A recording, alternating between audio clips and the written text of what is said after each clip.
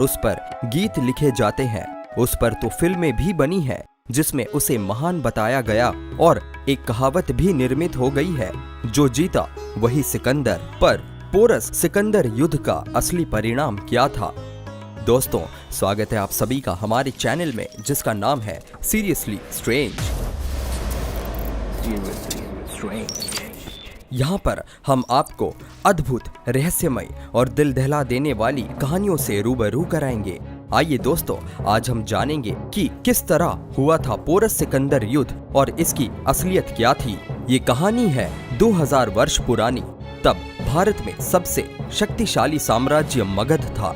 क्या सिकंदर एक महान विजेता था? ग्रीस के प्रभाव से लिखी गई पश्चिम के इतिहास की किताबों में यही बताया जाता है, और पश्चिम जो कहता है दुनिया उसे आंख मूंद कर मान लेती है। मगर ईरानी और चीनी इतिहास के नजरिए से देखा जाए तो ये छवि कुछ अलग ही दिखती है। इतिहास में ये लिखा गया कि सिकंदर ने पोरस को हरा दिया था। यदि सचमुच ऐसा होता तो सिकंदर मगध तक पहुंच जाता और तब भारत का इतिहास कुछ और होता। लेकिन इतिहास लिखने वाले यूनानियों ने सिकंदर की हार को पोरस की हार में बदल दिया। यूनानी इतिहासकारों के झूठ को पकड़ने के लिए ईरानी और चीनी विवरण और भारतीय इतिहास के विवरणों को भी पढ़ा जाना चाहिए। यूनानी इतिहासकारों ने सिकंदर के बारे में झूठ लिखा था। ऐसा करके उन्होंने अपने महान योद्धा और देश के सम्मान को बचा लिया और दुनिया भर में सिकंदर को महान बना दिया। हालांकि आप जानना चाहेंगे कि आखिर युद्ध कैसे, कब, कहां और क्यों हुआ था, ये भी कि आखिर युद्ध में कौन कैसे जीता था। सबसे पहले जानते हैं सिकंदर का आक्रमण के बारे में। सिकंदर अपने पिता की मृत्यु के पश्चात अपने सौतेले व चचेरे भाइयों का कत्ल करने के बाद यूनान के मैसेडोनिया के सिंहासन पर बैठा था। अपनी महत्वाकांक्षा के कारण वो विश्व विजय को निकला। उसकी खास दुश्मनी ईरानियों से थी।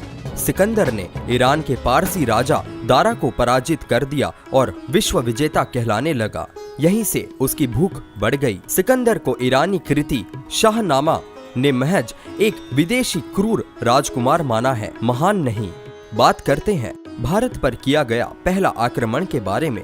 जब सिकंदर ईरान से आगे बढ़ा तो उसका सामना भारतीय सीमा पर बसे छोटे छोटे राज्यों से हुआ। भारत की सीमा में पहुंचते ही पहाड़ी सीमाओं पर भारत के अपेक्षाकृत छोटे राज्यों की वीर सेनाओं ने कुनात, स्वात, बुनेर, पेशावर में सिकंदर की सेनाओं को भयानक टक्कर दी। मस्सागा राज्य में तो महिलाएं तक उनके सामने खड़ी हो गई, पर धूर्त और धोखे से वार करने वाले युवनी यानी कि यूनानियों ने मत्स्य राज के सामने संधि का नाटक करके उन पर रात में हमला किया और उस राज्य की राजमाता बच्चों सहित पूरे राज्य को उसने तलवार से काट डाला। यही हाल उसने अन्य छोटे राज्यों में किया। मित्रता संधि की आड़ में अचानक आक्रमण कर कई राजाओं को बंधक बनाया। भोले भाले भारतीय राजा उसकी चाल का शिकार होते रहे। अंत में उसने गांधार तक्षशिला पर हमला किया। दोस्तों, अब जानते हैं पोरस को भिजवाया गया समर्पण करने का संदेश क्या था। गांधार तक्षशिला के राजा आम्भी ने सिकंदर से लड़ने के बजाय उसका भव्य स्वागत किया। आम्भी ने ऐसे इसलिए किया क्योंकि उसी पोरस से शत्रुता थी और दूसरी ओर उसकी सहायता करने वाला कोई नहीं था। गांधार तक्षशिला के राजा आम्भी ने पोरस के खिलाफ सिकंदर की गुप्त रूप से सहायता की। सिकंदर ने पोरस के पास एक संदेश भिजवाया जिसमें उसने पोरस से सिकंदर के समक्ष समर्पण करने की बात लिखी थी। लेकिन पोरस एक महान योद्धा था। उसने सिकंदर की अधीनता अस्वीकार कर दी और युद्ध की तैयारी करना शुरू कर दी। राजा पोरस का समय 340 ईसा पूर्व से 315 ईसा पूर्व तक का माना जाता है। पुरुवंशी महान सम्राट पोरस का साम्राज्य विशालकाय था। महाराजा पोरस सिंध, पंजाब सहित एक बहुत बड़े भूभाग के स्वामी थे। पोरस का साम्राज्य जेहलम यानी कि झेलम और चिनाब नदियों के बीच स्थित था। पोरस के संबंध में मुद्रा राक्षस में उल्लेख मिलता है। पोरस अपनी बहादुरी के लिए विख्यात था।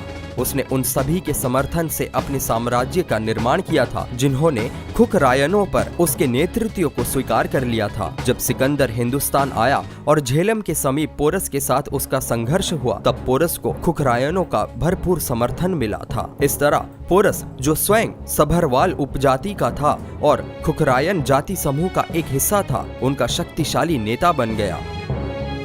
सिंधु और झेलम को पार किए बगैर पोरस के राज्य में पैर रखना मुश्किल था। राजा पोरस अपने क्षेत्र की प्राकृतिक स्थिति, भूगोल और झेलम नदी की प्रकृति से अच्छी तरह वाकिफ थे। पुरु ने इस बात का पता लगाने की कोशिश नहीं की कि यवन सेना की शक्ति का रहस्य क्या है। यवन सेना का मुख्य बल उसके द्रुतगामी अश्वारोही तथा घोड़ों पर सवार फुर्तीले तीरंदाज थे। जासूसों और धूर्तता के बल पर सिकंदर के सरदार युद्ध जीतने के प्रति पूर्णतः विश्वस्त थे। सिकंदर और पोरस के बीच हुए